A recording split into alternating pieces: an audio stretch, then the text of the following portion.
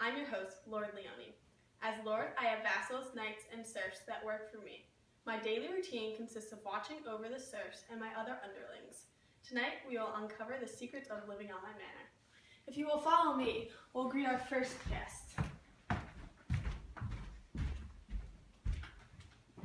This is Letha. She's the baker. Hello, Lord Leone. Thanks for having me.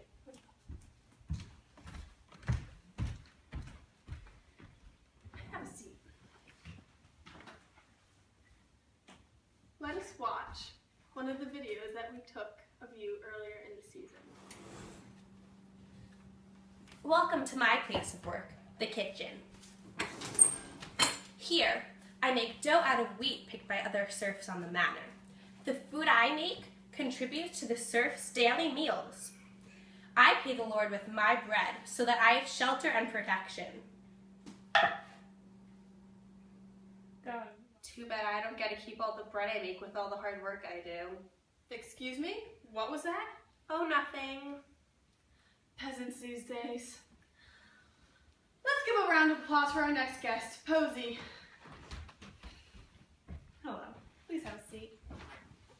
Salutations, I'm honored to be in your presence. Okay then, let's have a look at your video. Oh, hey, I didn't see you there. My name's Posey and I'm one of the gardeners who works on the manor.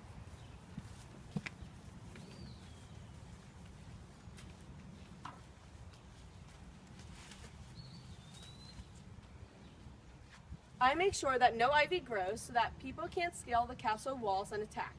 I may not seem like the most important worker, but without me, the manor would be vulnerable to invaders.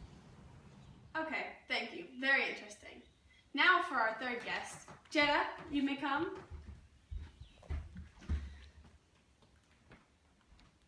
Thank you for having me, my lord. I'm very excited to look back on the past events of this month. So am I. Let's get started. My name's Jetta, and I'm a blacksmith on the manor. Being a blacksmith includes many different things. Not only do I make armor and weapons for the knights, but I also create iron utensils and horseshoes. Using a hammer, I forge the iron when it's hot and malleable to create the necessary shape. I'm an important part on our manor because without me, our manor would not be well equipped to defend itself. Thanks, Jetta. Now let's bring in the rest of our guests. That was great seeing the videos of all of you. Hopefully now the audience has a better understanding of how my manor runs on a day-to-day basis. Next up, let's talk about the wedding that happened last week. Lord, we are asking for your permission to wed within the week. How will this benefit me? How will this benefit the manor? We will provide you with future workers. That would only produce more mouths to feed. Oh my lord, I assure you our children will make up for the cost of feeding them with their great work ethic. Please, sir, we are in love. Okay, I approve. Jetta, we can tell from the expression on your face you're not very happy with this marriage. You're right, Lord Leone. I'm not very happy with this marriage. It's because the video left out the detail that the man Posey is marrying is my brother. And I don't want him marrying someone of a lower class. Well, if I had a better option, then I would have married someone else. I asked the Lord and he said no, so... This is a perfect example of how the Lord controls not only our working life, but every aspect of our life, including our love. I'm right here, and you're right. I do. I control every aspect of your life, and I can make it worse than it already is. Anyway, moving on to questions from our viewers. First question from Surf Lover 118. How are the living conditions on the manor? Posey, why don't you take this one? All right. Well, Surf Lover 118, our living conditions aren't very luxurious. All of us serfs live in one bunk, which is very crammed. Also, we use one chamber pot, which gets very smelly. It smells like the cattle, who also live in the bunk, and even my flowers and plants can't make a difference. Wow. Thanks for answering that, Posey. Feudalism fan wants to know, if conditions are so bad, why don't you just leave the manor? Well, Lord, this is an easy one to answer. They're not allowed to. Their grandparents, parents, grandparents, and their children will be there too. Once you're born on the manor, you're bound there for the duration of your life. By law, they're not allowed to leave. Thank you for that wonderful answer. Moving on to our next question from Medieval Gal 73. Why does everyone dress the same? Their style is UGLY. If I can, my lord, I will answer this one.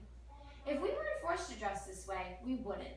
But the nobles were the only ones allowed to wear bright colors.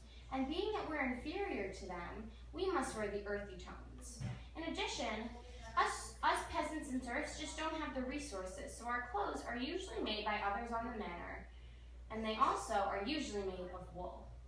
Our outfits normally consist of blouses, woolen trousers, and we almost never have shoes.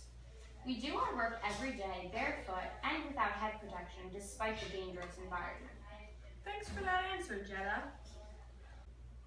Our last question tonight is from 123 Manor Man. He would like to know, how is religion incorporated into the daily routine on the manor? I'll take this one. Religion is an extremely important part of all of our lives. On the manor, the first thing we do when we wake up every day is pray. Since many of us are illiterate, the priests often come in and read the Bible to us and help us understand what the scriptures try to teach us. We learn that the scriptures teach us to do our best regardless of our horrible conditions on the manor. God helps us cope with our difficult life and all of our working. Without God in our lives, many of us would be lost and alone. Thank you, Letha, for answering that. Now I'd like to thank our viewers for tuning in to the Medieval Manor Reunion Show. Can't wait to see you on June 20th.